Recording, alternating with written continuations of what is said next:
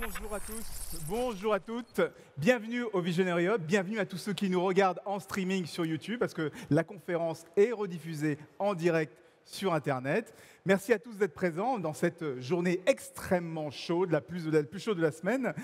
Je pense que vous avez, comme on est au Paris Air Lab et on est au Salon du Bourget, je pense que vous avez tous entendu cette allocation de Elon Musk, le patron de SpaceX, qui disait il y a quelques mois que l'espèce humaine n'a finalement que deux choix. Le premier, eh bien, si elle reste à jamais sur cette Terre, eh bien, elle va finir par disparaître avec notre belle planète, l'espèce humaine.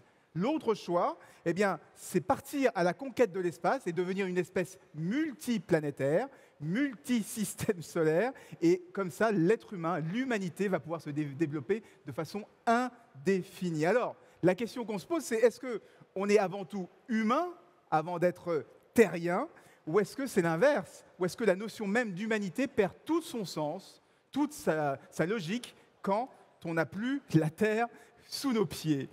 C'est la question à laquelle on va essayer de répondre maintenant avec nos experts. Et ça tombe bien, on a un expert qui est plutôt dans les éthers et l'autre qui est plutôt très terre à terre. Merci d'accueillir Gérald Bronner et Étienne Klein. Messieurs.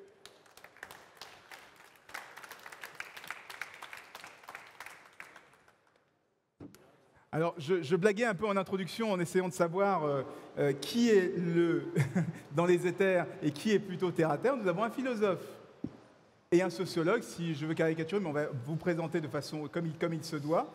Et donc, je vais commencer avec vous, Gérald Bronner. Vous êtes sociologue, et bizarrement, c'est le sociologue qui est un peu dans les éthers.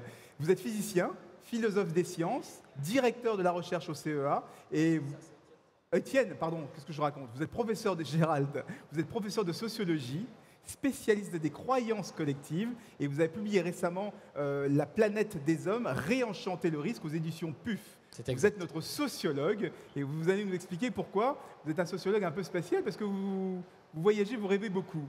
Étienne Klein, je ne me trompe pas, vous êtes philosophe, hein, vous êtes le philosophe de la table ronde, vous êtes un peu plus terre à terre, vous êtes physicien, philosophe des sciences. Vous êtes directeur de recherche au CEA et vous dirigez également le laboratoire de recherche des sciences sur la matière au cluster de Saclay, le fameux cluster au sud de Paris. Et tous les deux, vous avez coécrit un rapport sur la perception du risque et notamment sur l'aventure technologique. Donc c'est le sujet d'aujourd'hui, hein, quand on parlait d'Elon Musk qui veut vivre cette aventure avec l'humanité et l'emmener hors de notre planète. Donc la question qu'on va se poser, c'est est-ce que l'humanité, la question que je vous pose, est-ce que l'humanité doit prendre, mais alors, tous les risques parce que sinon, parce qu'elle sait qu'elle est condamnée sur cette terre, ou est-ce qu'elle doit être précautionneuse au contraire avec cette terre alors qu'est-ce qu'il faut faire? Prendre tous les risques, sortir de la terre, ou être précautionneux avec notre terre? Le problème, c'est que je dirais ni l'un ni l'autre. C'est-à-dire qu'elle ne doit pas prendre tous les risques, car si elle prend tous les risques de façon aveugle, il est évident qu'il y a une limite des ressources de la planète Terre sur laquelle nous vivons, et donc nous allons provoquer, comme certains le craignent et le mettent en scène, à mon avis, de façon outrancière, nous allons provoquer véritablement l'apocalypse à court terme. Oui. Cependant, et c'est ce sur quoi j'attire l'attention dans mes travaux, et c'est un peu là-dessus aussi qu'on a insisté avec Étienne dans notre rapport coécrit pour l'Académie des technologies. Cependant, il n'est pas sans danger de se prémunir trop fortement contre le risque. En d'autres termes, il n'y a pas plus grand risque que de ne pas en prendre. Tout simplement parce que nous focalisons notre attention dans l'espace contemporain, vous l'aurez sans doute remarqué, sur toute une série de conséquences de notre action. Oui. Nous craignons les conséquences de notre action. Remarquez qu'avec la dérégulation du marché de l'information, la plupart de nos concitoyens, et pas seulement en France, craignent à peu près tout aujourd'hui. Prenez simplement l'exemple du vaccin, n'est-ce pas, qui est absolument emblématique, car c'était un thème qui était en quelque sorte sanctuarisé en France. Il y avait 9% de nos concitoyens qui se méfiaient des vaccins au début des années 2000, ils sont aujourd'hui plus de 40%. Et on voit ici ou là ressurgir la rougeole, etc. Mais les vaccins, c'est qu'une toute petite facette de la question. Je dirais que nous sommes entrés un peu dans une société d'hypocondriaque permanent, hein, que devant notre assiette, on souhaite plutôt bonne chance que bon appétit. Ça sont des symptômes qui ne sont pas rassurants. Et justement, pourquoi il y a cette aversion au futur, au risque? Pourquoi on est un peu plus frileux aujourd'hui sur toutes ces questions? Qu'est-ce qui s'est passé? Alors, d'abord, il y a le passage de l'an 2000. Je me souviens qu'avant l'an 2000, dans les années 70-80, L'an 2000 était attendu avec une certaine impatience, il était configuré, il était dessiné, il était espéré et il était représenté, c'est-à-dire il était mis dans notre présent d'adolescents que nous étions, de sorte que chacun d'entre nous pouvait tracer une ligne, une trajectoire entre ce qu'il était à cette époque-là et ce futur qui lui était présenté. Après l'an 2000, j'ai l'impression que voilà, le futur a été moins configuré, on n'a pas su fixer un horizon qui joue l'équivalent de l'an 2000 dans nos projections. Et l'idée de progrès, dans le même temps, c'est un peu affadie, problématisée, elle a été critiquée. Et d'ailleurs, c'est une étude qui a été faite par Gérald qui a montré que l'occurrence du mot progrès dans les discours publics, par exemple, a lentement décliné à partir de la fin du XXe siècle. Ah bon? Oui, jusqu'à complètement disparaître. Le mot progrès a disparu, il a été remplacé par le mot innovation. Ah. C'est très net dans les courbes qu'on voit là. Et c'est vrai en plus dans toutes les langues européenne, ça veut dire qu'il y a vraiment une tendance générale qui fait que le mot progrès est abandonné. Et c'est la même chose, progrès, innovation? Alors, on pourrait dire que c'est la même chose parce qu'il n'y a pas de progrès sans innovation. On peut poser la question, est-ce qu'un progrès est toujours, est-ce qu'une innovation est toujours un progrès? Mais on pourrait considérer que ces noms sont presque synonymes. En réalité, quand on regarde la rhétorique qui les accompagne, on se rend compte que ces mots ne sont pas utilisés dans le même sens. Pour le dire simplement, l'idée de progrès, c'est une idée qui configure le futur, qui le rend désirable et attractif et crédible. Le progrès, ce n'est pas l'utopie. Donc on dessine un futur et on travaille à le faire advenir. Et donc c'est une sorte de vision du futur qui mobilise et justifie les actions présentes et aussi les sacrifices. Parce que comme le dit Kant, le progrès, c'est une idée sacrificielle. On renonce à de la jouissance présente au nom d'une certaine idée du futur. Alors que la rhétorique de l'innovation, elle s'appuie au contraire sur l'idée que si on n'innove pas, on va mourir. Oui. Lisez le rapport de la Commission européenne qui dit qu'il y a toutes sortes de défis à relever en Europe, le vieillissement de la population, les ressources en énergie, le changement climatique, et nous avons compris que sans l'innovation, nous ne pourrons pas relever ces défis. Ça veut dire que la rhétorique de l'innovation s'appuie sur l'idée d'un temps corrupteur, d'un temps qui abîme les situations, qui abîme les choses. Et si on veut empêcher que ce temps corrupteur l'emporte, on doit innover pour compenser ces effets délétères. Alors que l'idée de progrès s'appuyait sur un temps constructeur qui serait complice de notre liberté et qui finirait par faire advenir ce futur que nous désirons. Et donc, on peut se demander... le futur désirable et le futur souhaitable, quelque part. Mais c'est peut-être parce que le futur n'est pas suffisamment colonisé par notre imaginaire, par nos discours. Il est laissé en jachère intellectuelle. Et comme le futur a hors du vide, eh bien, si on ne le pense pas, il est colonisé par les peurs et par une forme de catastrophisme que Gérald et moi-même condamnons. Mais la seule façon de l'empêcher, c'est de retravailler l'idée de futur. Oui. Gérald, justement, pourquoi le futur suscite-t-il autant de crainte et de fascination? Moi, c'est ça que j'aimerais comprendre. Qu'est-ce qui se passe? Parce qu'a priori, le futur, bon, il est désirable ou souhaitable, mais on a toujours fonctionné un peu comme ça, en se projetant dans un futur meilleur, pas un futur apocalyptique. Oui, d'abord, c'est ça qu'il faut remarquer. Comme l'a bien dit Étienne, la notion de progrès, elle implique une représentation du futur, voire une philosophie de l'avenir, à savoir, qui peut être synthétisée en une phrase, demain sera préférable à aujourd'hui, oui, qui était préférable à hier. C'est donc un progrès continu du temps. Et ça n'a pas toujours été le cas, cette crainte. On n'a pas toujours regardé vers l'avenir avec la peur au ventre. Témoin d'ailleurs l'iconographie que vous voyez défiler derrière moi, qui montre comment nos ancêtres se représentaient l'an 2000. Et qu'est-ce qu'on voit? C'est un monde plutôt riant, plutôt optimiste. Et ce qui est caractéristique, n'est-ce pas, c'est qu'il y a là une volonté de maîtrise de l'environnement, que ça soit de la troisième dimension, par les airs. Ici, nous sommes au Salon du Bourget, qui est une expression de cette rêverie de l'homme, de la conquête de la troisième dimension, mais aussi les fonds sous-marins, vous avez vu. Et d'une façon générale, la mécanisation de la plupart de nos gestes, par exemple du quotidien, on voit une ménagère, c'est d'ailleurs une image un peu sexiste, la femme serait dévolue aux tâches ménagères, mais enfin on est là en 1900, c'est la façon dont on se représentait l'an 2000. En d'autres termes, ça ne faisait pas du tout peur à nos ascendants, la volonté de maîtrise de l'environnement. C'était même plutôt vertueux de vouloir maîtriser son environnement, et on pourrait citer la célèbre phrase de Descartes, du discours de la méthode, se rendre maître et possesseur de la nature. Ça, c'était une ambition de nos ancêtres. Et aujourd'hui, dire cela, ce serait presque politiquement incorrect. Hein, se rendre maître et possesseur de la nature, alors que la grande vertu aujourd'hui, c'est au contraire de diminuer un maximum notre empreinte sur l'environnement. C'est ce à quoi aspire une partie de nos contemporains, n'est-ce pas? Alors évidemment, en même temps, cet imaginaire qu'on voit défiler, par exemple cette image de l'agriculteur, la mécanisation du geste est un peu ambivalente. Ce qui paraissait être la panacée pour nos ancêtres est aujourd'hui un peu ambigu, c'est-à-dire la productivité en agriculture, la mécanisation de l'agriculture, on le sait bien, n'est plus tellement l'aspiration de nos contemporains. Au contraire, on aspire chacun à faire son petit jardin sur son balcon, etc. Vous voyez des thèmes à vivre heureux avant la mort, enfin ce genre de phrases. Et la slide d'après, celle qui montre l'éducation telle qu'on l'a concevée, n'est-ce pas, en l'an 2000, là nous paraît tout à fait détestable, n'est-ce pas? On n'a pas envie, ça c'est une forme de lavage de cerveau. Donc à la fois, je suis très progressiste, donc j'ai l'impression d'appartenir un peu à cette pensée du progrès, mais en même temps, on ne peut plus importer cette pensée qui était idéologique en réalité aujourd'hui. C'est-à-dire qu'on ne peut pas, en effet, penser l'avenir tout en étant optimiste, sans prendre un minimum de précautions pour ne pas en effet endommager irréversiblement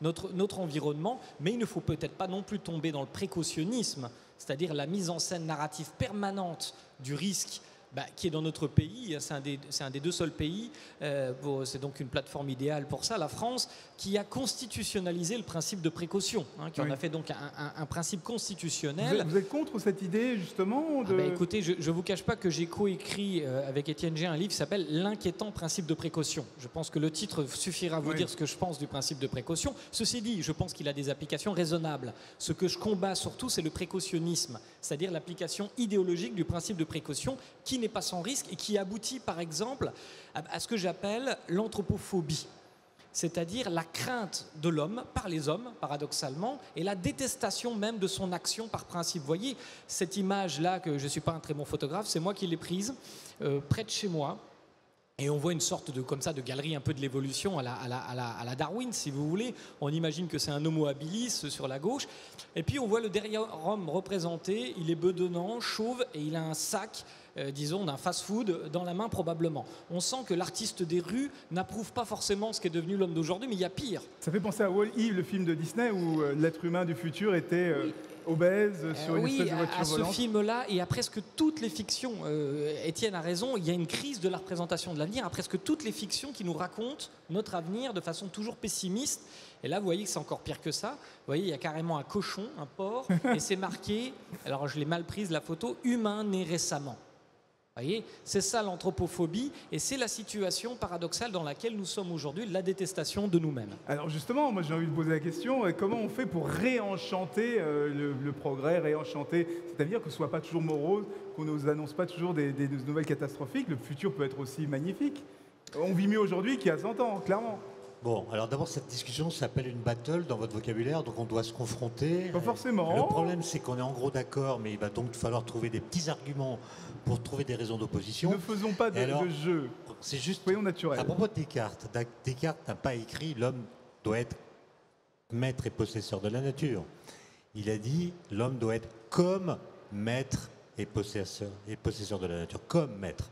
Par exemple, si on fait un peu de science-fiction, on peut imaginer que Descartes, aujourd'hui, serait absolument ravi de découvrir que nous avons découvert des exoplanètes. Est-ce qu'il serait ouvert à l'idée qu'on aille sur ces exoplanètes? C'est pas sûr. Et donc, il pensait aussi à une maîtrise intellectuelle de l'univers, pas forcément à une colonisation physique des endroits qu'on aurait pu découvrir grâce à la science. Maintenant, comment réenchanter le futur? Le problème, c'est qu'il faut tenir compte des leçons du XXe siècle. Au XXe siècle, on a compris que l'embrayage automatique que les philosophes des Lumières avaient imaginé entre toutes les formes de progrès scientifique, qui engendre un progrès technologique, qui engendre un progrès matériel, puis moral, puis politique, etc., puis social, ça ne marche pas toujours, ça ne marche pas bien. Cet embrayage n'est pas automatique, même si on peut le forcer dans certaines situations. Par exemple, il y a un article de D'Alembert, le mathématicien philosophe des Lumières, dans l'encyclopédie, l'article géomètre, qui est l'ancien mot pour dire mathématicien, matheux, comme dirait Jean-Luc Mélenchon. Il dit « Prenez une société qui est soumise à un joug tyrannique. dans cette société, former quelques géomètres, mathématiciens. Quelques temps plus tard, nous dit d'Alembert, cette société se libérera de son joug. D'Alembert ne connaissait pas la Corée du Nord, qui est un pays dans lequel on trouve d'excellents géomètres. Oui. Donc ça ne marche pas. Et donc il faut tenir compte de ces leçons de l'histoire, et qui montrent que ce n'est pas si simple. Et si on croit à l'idée de progrès, alors on doit faire progresser cette idée. Alors comment on fait? Comment on réenchante? Alors, pour simplifier, l'idée de progrès, elle a été associée à des symboles. Dans un premier temps, ça a été la lumière, associée à une loi de conservation, philosophie des Lumières, une loi de conservation, un progrès continu avec des crises, mais qui sont toujours dépassées. Et puis, au XIXe siècle, il y a eu un changement de symbole. L'idée de progrès a été associée à la chaleur, machine à vapeur, à la mécanisation des instruments qu'on utilise pour domestiquer la nature, justement. Et depuis, on n'a pas vraiment repensé l'idée, et peut-être qu'il faut trouver un nouveau symbole. Ça peut être l'espace, ça peut être l'information, je ne sais pas. En tout cas, il faut remobiliser notre imaginaire pour associer cette idée de progrès à nouveau à quelque chose qui soit crédible. Encore une fois, le progrès, ce n'est pas l'utopie. Et donc, il faut que ce soit crédible, c'est-à-dire qu'on soit capable de tracer un chemin entre ce que nous sommes aujourd'hui et ce que nous voudrions être plus tard. Et donc, vous voyez que quand je dis ça, je montre que l'idée de progrès, d'emblée, dès lors qu'on la pense, met notre société en crise, puisqu'elle l'invite à se comparer à autre chose qu'elle-même. Et donc, elle est mise en déséquilibre. Ça veut dire qu'on considère qu'on pourrait être mieux ou autrement. Et du coup, on a un regard critique sur ce que nous sommes aujourd'hui. Oui. Et on voit bien qu'aujourd'hui, c'est plutôt un futur qu'on nous présente qui est l'extrapolation des courbes. Sur les ressources en énergie, par exemple, sur la démographie. On est itératif, on n'est pas disruptif, et à chaque fois que ces courbes sont tracées, elles aboutissent à des scénarios catastrophiques. Surtout si on couple ces différentes courbes les unes avec les autres, comme l'avait fait le Club de Rome dans les années 60. Quand on couple les ressources, la démographie, le climat, l'énergie, on s'aperçoit que ça aboutit à des problèmes, peut-être à des effondrements, qui font qu'on a peur et on est en quelque sorte tétanisé par ce qui est projeté ainsi, et on a du mal à mobiliser des forces pour contrecarrer cette tendance. J'aimerais écouter l'analyse du sociologue sur ces questions-là. Bon, on aime bien se faire peur. Moi, je travaille dans une chaîne info, et les chaînes info, elles gagnent plus d'argent. Plus le monde va mal, plus il y a de catastrophes sur cette terre, plus les chaînes info gagnent de l'argent. On aime préférer les mauvaises nouvelles que les trains qui arrivent à l'heure. Mais juste, je voulais avoir votre analyse. Et ça n'explique pas forcément tout, qu'on ait cette vision assez noire de la science, du futur. Non, mais c'est vrai que la peur est un bon produit cognitif sur un marché qui s'est largement dérégulé. Hein, notre cerveau est ainsi fait, il n'a pas beaucoup changé, qu'une alerte, un bruit par exemple, un bruit d'explosion à l'extérieur va attirer à tous notre attention. Alors que là, nous entendons plein de bruits, mais nous ne le traitons pas. Ce n'est pas une information qu'on traite consciemment.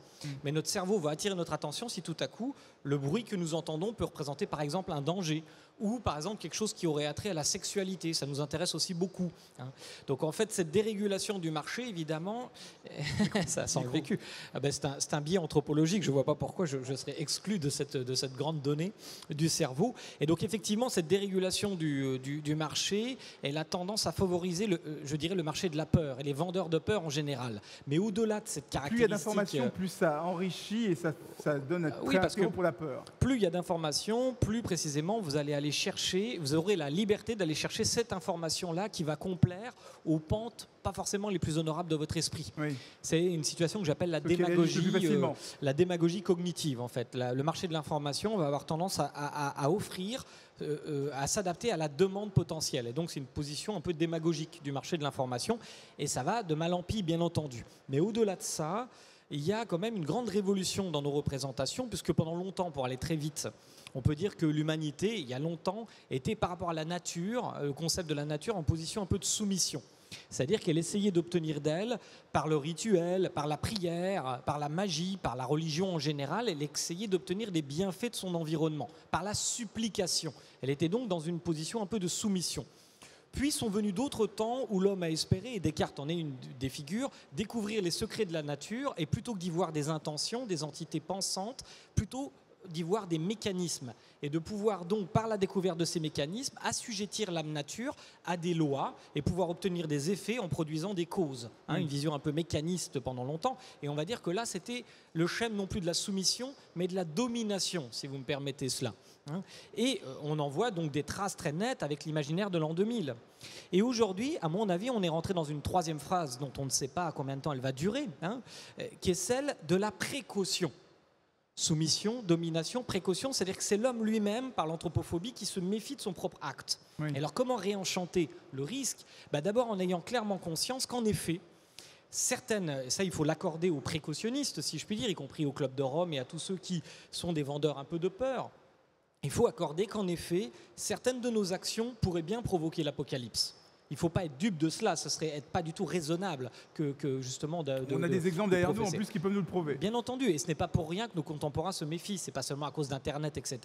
Il y a toute une série d'éléments qui ont altéré, je dirais, le prestige de la technologie et de la science. Oui. Bien entendu, Tchernobyl, la vache folle, enfin on peut aligner les exemples. L'industrie du tabac, l'homme qui a toujours des bonnes idées pour tuer son prochain et qui utilise la technologie pour ça. L'homme est capable, on ne peut pas vraiment être misanthrope quand on n'a pas une anthropologie naïve de l'homme. C'est-à-dire que si on est misanthrope, c'est qu'on attend trop de l'homme. L'homme est capable du meilleur et du pire. Donc justement, le problème, c'est que la tétanie face au risque de lui faire produire le pire. Parce que si on se projette, et là on va du coup parler de la question de la conquête spatiale, si on se projette dans un avenir très lointain, comme nous y invitent ceux qui pratiquent l'heuristique de la peur, qui veulent donc nous terrorisés par des scénarios apocalyptiques. Qu'est-ce qu'ils nous disent ? Ils nous disent il faut enserrer le présent, il faut s'empêcher de produire des choses au présent pour ne pas provoquer la catastrophe dans l'avenir. Et ça, c'est un conseil qui ne manque pas de sagesse, a priori. La connaissance contre l'obscurantisme, quelque part. Oui, ou contre les risques de notre action. Il faut être prudent. Ça tient dans une maxime qui s'appelle « in dubio pro malo ». Dans le doute, imagine le pire. C'est l'heuristique de la peur. Et c'est assez sage d'une certaine façon, mais ça manque aussi beaucoup de sagesse d'une autre façon. Et c'est pour ça qu'il faut réenchanter le risque. Parce que ce que ne voient pas ceux qui professent l'heuristique de la peur, c'est qu'il y a certes des coûts potentiels de notre action, éventuellement apocalyptiques. À court terme, nous pouvons, ou à moyen terme, nous pouvons provoquer l'apocalypse. Mais dans tous les cas de figure, si nous n'agissons pas, si nous abandonnons à l'inaction, nous nous abandonnons à la finitude de notre Terre. Car il ne faut pas oublier que même si les perspectives sont très longues, il y a un moment donné, il n'y aura plus de vie sur Terre en raison, entre autres, de l'activité solaire et peut-être en raison d'autres problèmes qui pourraient survenir avant, comme la percussion par un objet géocroiseur de grande taille, par exemple. Et on a besoin quand même de cette notion de risque pour pouvoir avancer, pour pouvoir progresser techniquement, pour pouvoir régler certains problèmes qui nous handicapent aujourd'hui. C'est à moi de vous poser la question ? Oui, entre autres. Non, tout simplement parce que on a parlé du principe de précaution, on voit bien qu'il y a aussi une incantation à l'innovation dont on parle. Donc l'innovation, c'est créer de la nouveauté. La nouveauté, par définition, va engendrer des nouvelles situations qui elles-mêmes sont porteuses de risques. Donc penser qu'un jour on vivra sans risque est une sorte de contradiction et d'impossibilité évidente. Maintenant, je suis d'accord avec la fin du discours de Gérald, c'est-à-dire qu'il se peut que... moi je pense qu'il y a des lois physiques, si vous voulez, qui sont connues. Notamment les lois de l'énergétique sont connues, bien connues. Ça fait quand même 75 ans qu'on n'a pas découvert de nouvelles interactions fondamentales. Il n'y en a que 4 dans la nature, la gravitation, l'électromagnétisme, les forces nucléaires, découvertes dans les années 20. Et depuis, on n'a pas trouvé de nouvelles forces. Et la façon dont l'énergie s'échange, se transforme, le deuxième principe de la thermodynamique, etc., sont des choses très solides. Et je pense que quand on est scientifique, on doit raisonner à propos du futur en supposant que ces lois ne seront pas violées. Et donc on doit faire jouer une sorte de principe de conservation. Et lorsqu'on fait jouer ce principe de conservation, des lois, alors le futur est contraint très fortement par la physique. Et en effet, dans ce cadre-là, on voit que l'énergie va être un problème. Parce que l'énergie se conserve, ça veut dire qu'on ne peut pas créer d'énergie à partir de rien.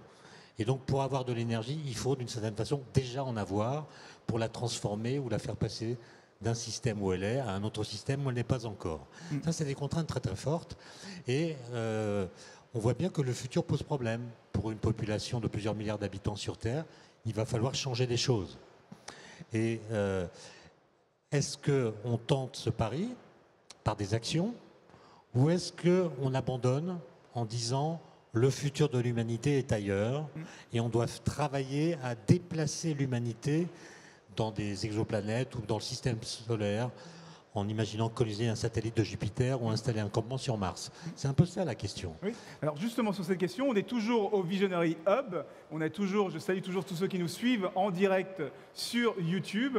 On est là avec Gérald Bronner, qui est sociologue et qui va vous montrer qu'il est un peu dans les éthers malgré son titre de sociologue, et Étienne Klein, qui est philosophe et qui lui est beaucoup plus terre à terre sur cette question. Et on se pose là en ce moment la question de l'humanité. Est-ce que le futur de l'humanité est en dehors de cette planète Terre, ou est-ce que l'humanité est intimement liée à la Terre? Donc venez, restez pas derrière, venez. We have a translation in English, so you can grab an headset on the left-hand side. It's I think it's channel 2 for English. Donc vous n'hésitez pas à prendre les micros. Alors justement sur cette question on citait tout à l'heure Elon Musk qui disait que c'est pas possible.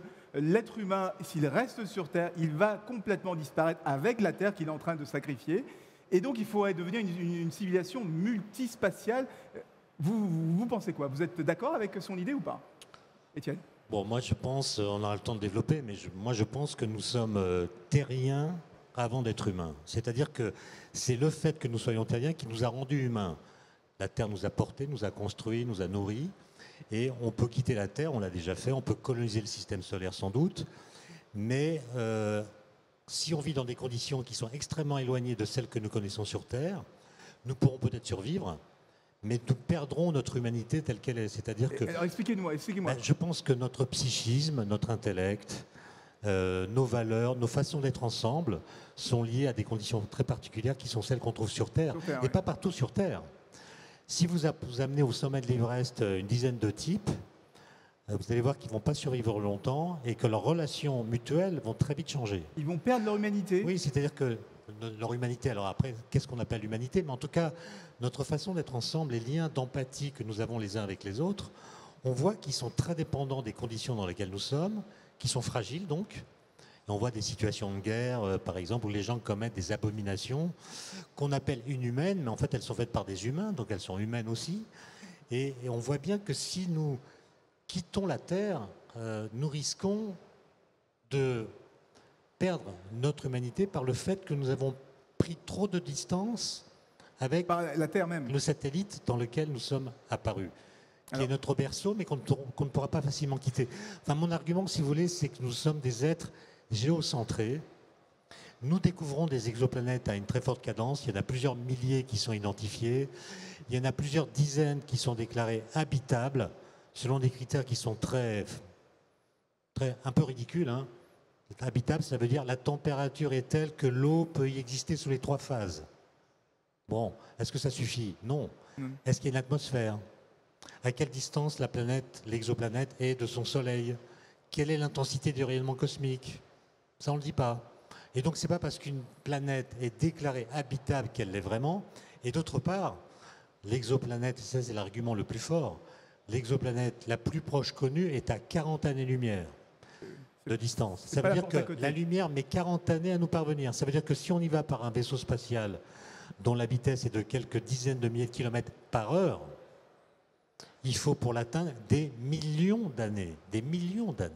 Alors, on vous a très bien entendu, mais Gérald, j'ai envie de dire, quelque part, c'est un peu le commun. On parlait de progrès, de rêve, des possibles. On n'aurait pas imaginé qu'on puisse voler, on n'aurait pas imaginé qu'on puisse même quitter le sol, même quitter la planète. Finalement, tous ces problèmes-là, on peut les régler avec un peu de progrès, un peu de science, un peu de technique. Quelle est votre position justement là-dessus, sur cette idée de quitter la Terre pour aller ailleurs? D'abord, je veux confesser mon incompétence sur ces questions qui sont extrêmement techniques. J'avance là plutôt avec des arguments philosophiques d'ailleurs que sociologiques cette fois, parce qu'aucun sociologue ne peut répondre à cette question-là. Et je suis plutôt rationaliste pour ceux qui m'ont un peu lu. Donc j'aime bien rêver, mais j'aime bien rêver un peu sur la terre ferme. Et si vous voulez, je suis tout à fait d'accord avec un certain nombre de principes qu'a rappelé Étienne, des principes de réalité physique, simplement, et qui, en effet, circonscrivent gravement le domaine du possible dans l'état actuel de la connaissance. Je rappelle simplement quelques éléments. Homo sapiens n'existe depuis pas si longtemps sur la Terre, et si on prend toute l'histoire d'Homo sapiens, l'histoire de la civilisation telle que nous la connaissons, faisons-la remonter même à moins 6000 ou moins 10 000 avant Jésus-Christ, ça représenterait sur un grand mur quelques centimètres. Et la révolution industrielle, elle ne serait même pas visible, n'est-ce pas, sur ce grand mur.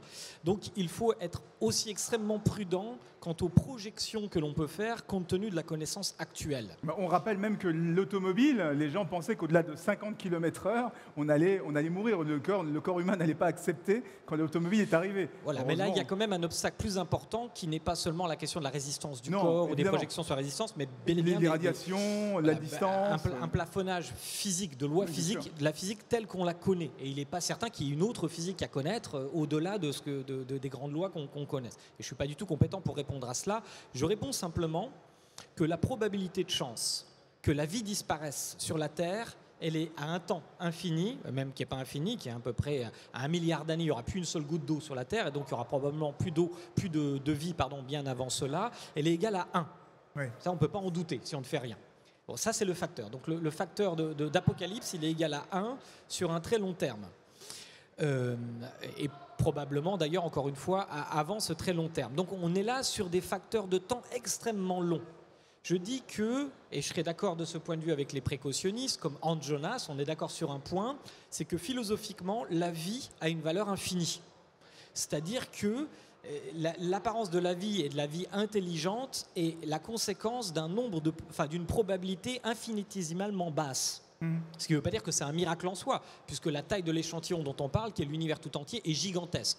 Donc même si vous avez une chance sur des millions et des millions que la vie apparaisse, si vous avez des millions et des millions et des millions de tentatives, c'est comme dans une loterie, il y a toujours au moins un gagnant. Mais nous ne savons pas s'il y a d'autres gagnants ailleurs dans l'univers.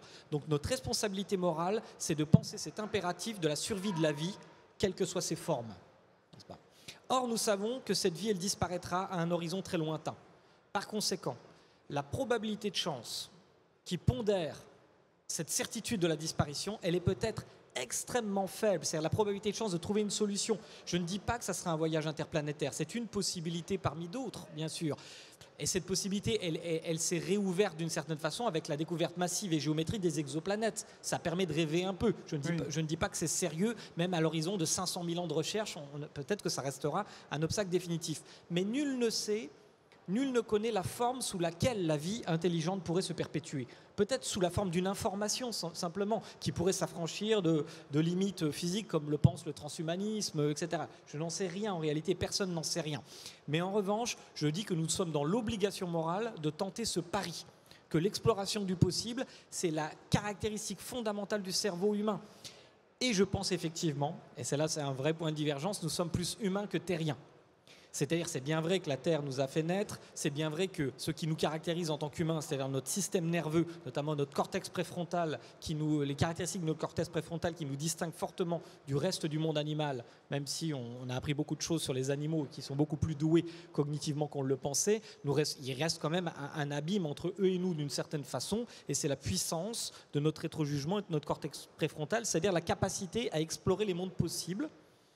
Et ce qui me fait peur dans le précautionnisme dont on parle, ce qui me paraît profondément anti-humain, anthropophobe, c'est qu'on essaye de nier la caractéristique fondamentale de l'homme. Alors Étienne, vous êtes du coup, vous êtes un technophobe. Pas du tout. Rien à voir du tout. Ça n'a rien à voir avec ça. C'est que. Pourquoi on peut réenchanter aussi cette question-là, ou pas du tout. Vous pensez que c'est définitif ? Évidemment qu'il faut rêver, etc., qu'il faut ouvrir des horizons, qu'il faut chercher, qu'il faut espérer, qu'il faut tenter. Évidemment.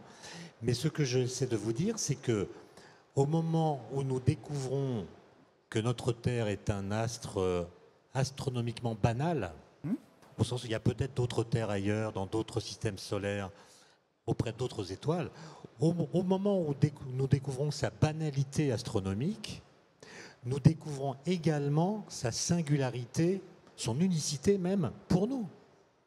C'est-à-dire, nous comprenons que nous ne pourrons pas aller sur les autres exoplanètes, ce qui n'empêche pas de transmettre la vie par d'autres biais, la formation, de faire que l'humanité survive à la disparition dont on parle par le biais de je ne sais quel codage qui serait incrusté dans la structure même de l'univers, peut-être. Mais il faut quand même voir que l'homme n'est dans l'univers que depuis peu de temps. On est là depuis 2 millions d'années, ce qui veut dire que l'univers a passé le plus clair de son temps sans nous, dans un rapport de 1 à 7000. 2 millions d'années contre 13 ou 14 milliards d'années pour l'univers. Et donc, s'il a mis du temps à nous faire advenir, il peut aussi supporter qu'on disparaisse, je pense. Et donc, il n'y a pas, à mon avis, d'obligation ou de nécessité cosmique au fait que l'humanité survive éternellement dès lors qu'elle a elle-même une histoire de son apparition.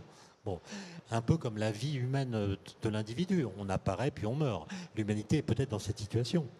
Et donc, moi, j'avais proposé cette citation que peut-être vous avez vu passer de Husserl. Husserl, c'est un grand philosophe allemand qui a écrit en 1934, au mois de mai, en 3 jours et 2 nuits, dans une sorte de transe, il a écrit un livre qui s'appelle « La Terre ne se meut pas ». Évidemment, il n'était pas en train de contester les découvertes de Galilée.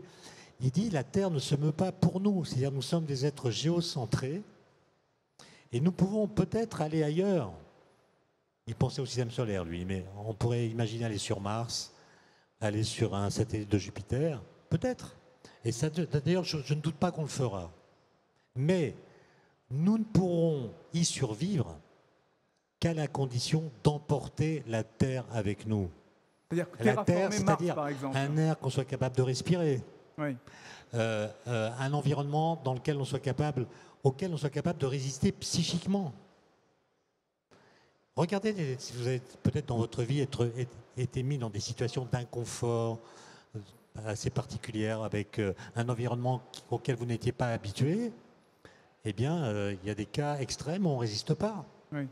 Et donc, je ne suis pas sûr, en tout cas, on ne peut pas parier avec une probabilité égale à 1 de réussir, que notre psychisme, notre intellect, notre humanité résisterait à un déplacement par rapport à la Terre qui soit tel que nous soyons mis dans des situations que nous ne sommes pas capables de gérer intellectuellement. Mais Gérald, l'homme peut aussi évoluer. L'homme n'imaginait pas vivre dans des tours, dans des voitures qui se déplacent à toute vitesse ou dans des tunnels. Est-ce que l'homme ne peut pas s'habituer ? C'est des tout petits changements, c'est de l'adaptation, c'est des tout petits changements. On peut vivre on a 1 million d'années devant nous, non ? Pour reprendre mon exemple, on peut vivre dans une tour, mais on ne peut pas vivre au sommet de l'Everest. On ne saurait toujours pas comment faire pour vivre au sommet de l'Everest. Gérald, j'ai envie de vous écouter entendre sur cette question, justement. Oui, à mon avis, ça poserait de terribles problèmes, en effet, pour la première génération. Par exemple, celle qui partirait vers une forme d'exode, si on reste sur la rêverie de l'exode. Cependant, la caractéristique du cerveau humain, c'est qu'il est quand même configuré très largement par son environnement. Il y a des invariants mentaux, évidemment, il y a une structure, on va dire, génétique forte qui nous permet de penser, de parler, mais si vous prenez le langage, c'est un très bon exemple. Il y a des éléments génétiques, il y a une implémentation génétique de la possibilité du langage. Il y a donc un élément fortement inné. Mais si vous n'êtes pas socialisé, assez tôt, par exemple les enfants sauvages dans une forêt, etc. On a des cas historiques qui le montrent. Vous serez à tout jamais incapable de parler. Si on vous prend trop tard. En d'autres termes, il y aura des parties qui seront atrophiées dans votre cerveau et qui ne se développent que par la socialisation ou par la fréquentation de régularités statistiques naturelles. Et là, c'est l'humanité, on est d'accord. Alors justement, je pense que nous n'avons qu'un regard extrêmement étriqué sur les possibilités d'adaptation de l'esprit humain, y compris de son système nerveux. Je pense que les générations qui suivraient, après, ça ne résout pas les problèmes physiques de gravitation, de structure musculaire, etc. Mais du point de vue psychique, l'humanité a une très très grande plasticité. Non seulement elle a été capable, elle l'a montré historiquement, de survivre dans des conditions extrêmes comme la guerre. Vous savez que quand même, malgré tout, il n'y a jamais aussi peu de suicides que pendant les temps de guerre. Donc c'est une donnée psychique assez paradoxale qui fait que lorsqu'il y a des contraintes extrêmement fortes dans l'environnement, il semble que l'humanité focalise son désir sur la survie et moins sur la mélancolie, par exemple. Prenez le micro. Il n'y a pas de suicide, mais il y a beaucoup de morts.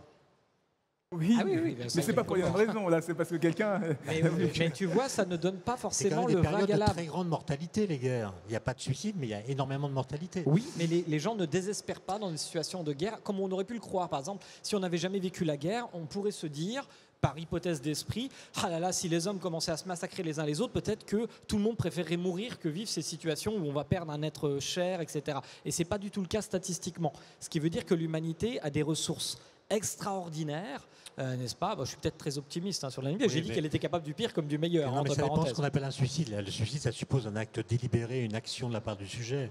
Mais il y a aussi dans les situations de guerre des situations où les gens se laissent mourir. Ce ne sont pas des suicides, mais ils se laissent mourir par absence de désir. Et la question, c'est, pour vivre, il faut désirer vivre. Est-ce que le désir est transportable? C'est-à-dire, est-ce que... Prenez par exemple, je ne vais pas parler à sa place, mais Thomas Pesquet, il a constamment été socialisé, il envoyait des informations, il en recevait, il n'était pas si loin, il était en connexion permanente avec la Terre. Et surtout, il savait qu'il allait revenir. Mais quelque part, vous mettez de l'eau managériale, puisqu'on pourrait rester socialisé. On parle beaucoup de machines, on parlait d'interfacer nos cerveaux avec des machines et être connectés. Sur Mars, il faut attendre plusieurs minutes avant d'avoir un message. Oui, mais on pourrait avoir l'intelligence artificielle qui crée cette socialisation. Enfin, Là, je rêve, encore une fois. On pourrait quand même mobiliser les données de ce qu'on appelle la psychologie du bonheur. Je sais que le terme peut faire sourire, mais ce sont des travaux très très sérieux, la psychologie du bonheur. Et on s'est interrogé sur la question, enfin pas moi, mais des gens comme Daniel Kahneman, par exemple, qui est prix Nobel d'économie en 2002, s'est beaucoup intéressé sur la formalisation du bonheur. Qu'est-ce qui rend les gens heureux? Et on s'aperçoit en réalité que ce qui rend les gens heureux, c'est d'avoir un tout petit peu plus que ce qu'ils ont présentement. En d'autres termes, le bonheur lui-même et le désir est extrêmement adaptable à l'environnement. Par exemple, si ils ont travaillé sur des gens qui se faisaient amputer, etc., qui déclaraient ne plus vouloir vivre, eh bien, aussi incroyable que ça puisse paraître, au bout d'un mois, ils avaient absorbé cette information et avaient totalement changé leur état d'esprit. C'est-à-dire qu'il y a une résilience intellectuelle qui est quand même, qu'il ne faut pas sous-estimer, qui est très forte. Et moi, je crains plus, si tu veux, le plafond des lois physiques que celui des lois humaines. Oui, mais moi, j'ai parlé des lois humaines justement parce qu'il me semble qu'on ne prend pas assez en compte le plafond des lois physiques. C'est-à-dire que, en gros, le truc, c'est Interstellar ou Gravity, si on prend des références cinématographiques. Oui. Interstellar, vous vous souvenez, c'est la Terre qui est dévastée, irrespirable. Et donc on trouve une exoplanète grâce d'ailleurs à un trou de verre dans le système solaire. Un trou de verre, donc on s'appuie sur des arguments de relativité générale, passionnants. Mais ce qu'on sait, c'est qu'il n'y a pas de trou de verre dans le système solaire. Et donc aller atteindre une exoplanète par un trou de verre, c'est pas possible. Voilà. Gravity. Et on voit que dans ce film, c'est l'idée que l'exoplanète est notre salut et il faut trouver le moyen d'y aller. Gravity, si vous vous souvenez, c'est un film qui vous montre que la vie dans l'espace, c'est pas marrant du tout. C'est pas marrant du tout. Et la jeune femme qui est l'astronaute héroïne principale du film, quand elle retombe sur Terre, se relève et respire à nouveau, enfin se sent à nouveau chez elle. Et donc il y a une sorte d'opposition entre nous. Gérard, il est plutôt dans la perspective interstellaire. Moi, je suis plutôt dans la perspective Gravity, c'est-à-dire l'espace, c'est du tourisme, on va le développer, on va sans doute coloniser des planètes dans le système solaire, mais je ne crois pas qu'on ira plus loin pour des raisons physiques. Mais vous pensez que quand on parle de probabilité 1 pour l'extinction de la Terre, quelque part c'est un peu fataliste parce que mais non, c'est so what. D'où viendrait la prétention d'être éternel? Non, dans un univers qui ne le sera pas lui-même. Le système solaire n'est pas éternel. Le Soleil lui-même n'est pas éternel. La stabilité de la trajectoire de la Terre autour du Soleil est chaotique. Elle deviendra chaotique avant même que le Soleil disparaisse. Et donc, on sait qu'on est condamné. Mais on serait condamné dans un autre système solaire parce que toutes les étoiles sont mortelles. Et donc, il va falloir faire quoi? Se balader d'étoiles, enfin d'exoplanète en exoplanète à mesure que les soleils vont s'éteindre jusqu'à la disparition de l'univers lui-même. Gérald, non mais là évidemment, non mais il a raison. C'est l'exode, c'est-à-dire que c'est l'exode perpétuel. Si on pousse jusqu'au bout du bout le raisonnement, évidemment, c'est un raisonnement un peu par l'absurde. On est là, on touche là des plafonds même de la projection extrêmement lointaine dans le temps. Je suis d'accord aussi avec ce qu'il disait tout à l'heure, c'est-à-dire que l'univers se contrefiche de notre existence. L'univers n'a pas d'intention, enfin, sauf si vous croyez en Dieu, etc. Mais on va parler de façon rationaliste. Jusqu'à preuve du contraire, l'hypothèse de Dieu est superflue. Et effectivement... Attention, vous allez en froisser certains. Hein. Je donne mon point de vue. Ce qui ne veut pas dire qu'il n'existe pas. On peut dire qu'une hypothèse est superflue sans se prononcer sur son existence. Et effectivement, l'univers ne nous attend pas. Il ne fait rien d'ailleurs en particulier, mais il ne fera rien pour nous sauver. C'est donc une responsabilité morale terrible. C'est pourquoi nous avons notre destin entre nos mains. Et là, j'ai un point de désaccord avec Étienne lorsqu'il dit pourquoi vouloir être éternel, etc. Après tout, je pense, je l'ai dit tout à l'heure, je pense que c'est un impératif moral. Nous avons tout à fait par hasard la chance ou la malchance, j'en sais rien, d'être vivants, des êtres pensants qui ont conscience de leur existence. Et donc c'est un impératif moral pour le cas où ça n'existerait pas ailleurs, il faut absolument penser les conditions de notre perpétuation. Mais effectivement, si on va jusqu'à l'asymptote de ce raisonnement, à l'infini, là, on est obligé de s'interrompre. C'est-à-dire que, sauf à imaginer qu'il y ait des moyens technologiques de faire perdurer l'existence du réel ou je sais pas quoi. Il y en a certains qui pensent télécharger notre esprit dans des ordinateurs. Oui, c'est ce que je disais tout à l'heure. On ne peut pas savoir, même si cette hypothèse aujourd'hui me paraît ubuesque pour vous dire la vérité, parce que la conscience, c'est pas exactement que ça. Mais peu importe, en tout cas, ce sur quoi je pense on peut tomber tous d'accord, c'est qu'il y a quand même une imprédictibilité des découvertes qui vont pouvoir être faites dans le futur et des conditions de la perpétuation du vivant. Aujourd'hui, les solutions, elles sont inimaginables, tout simplement, quoi. Etienne ? Mais est-ce qu'on ne pourrait pas trouver un compromis de type macronien avec un en même temps? Allez, Vous voulez faire une synthèse? C'est-à-dire, ceux qui veulent partir doivent pouvoir tenter de le faire parce qu'on fera des efforts et des recherches qui rendent cette perspective envisageable et peut-être faisable un jour. Mais ceux qui veulent rester doivent pouvoir avoir la garantie qu'on va maintenir les conditions d'une vie c'est une très bonne synthèse sur Terre qui serait possible. C'est formidable, hein, c'est comme ça. Voilà. Je signe. Très bon. Et ben, ce sera le mot de la fin. Donc Étienne vient de préciser, lui ne croit pas trop à cette idée de partir ailleurs parce que techniquement, il y a des contraintes, mais astronomiques, là le mot est bien choisi, où on n'a pas que de la moitié d'une idée de comment régler ces problèmes de transport, de rayonnement spatial. Et vous êtes plus... Comme quoi, c'est étonnant, hein, c'est le philosophe qui est plus terre-à-terre, je vous le disais tout à l'heure, et le sociologue qui lui dit « Ne limitons pas le champ des possibles et de l'imaginaire humain. On n'a pas encore vu tout ce que l'homme était capable de créer. On n'est qu'à quelques centimètres sur son grand mur qu'il a chez lui. » Merci à tous les deux. Merci à tous pour toutes ces réponses. On peut les applaudir.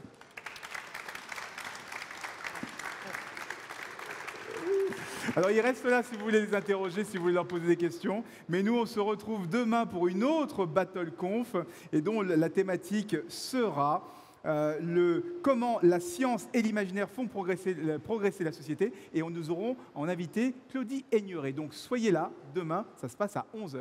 Merci à tous.